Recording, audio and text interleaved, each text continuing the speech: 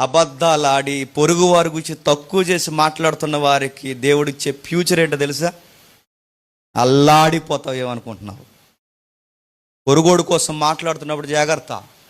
ఇతరుల కొరకు నీకు తెలిస్తే తెలుసు, నీకు తెలియలేదా తెలియదు. నీకు తెలుసా నాకు ఈ విషయాలు అనవసరం బ్రదర్, నువ్వెవరి కోసం అడుగుతున్నా ఆ వ్యక్తి దగ్గరికి పోయి అడుగు అని చెప్పు.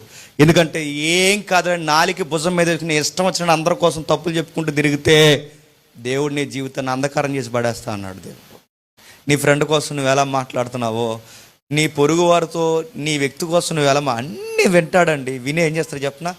ఆయన సహాయం చేయాలనుకున్న చెయ్యి వెనక్కి తీసేసుకుంటాడు. మంచి నేచర్ కాదు అది. మన ప్రార్థన వినాలనుకుంటాడు.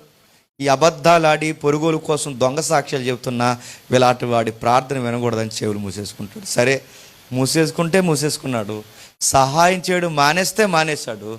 తర్వాత ఏం చేస్తాడంటే ఉగ్రత అనే వస్త్రం వేసుకుని మీదకి వచ్చేస్తాడు. ఎవరి మీదకి? అబద్ధ సాక్ష్యాలు చెప్పేవారి మీదకి.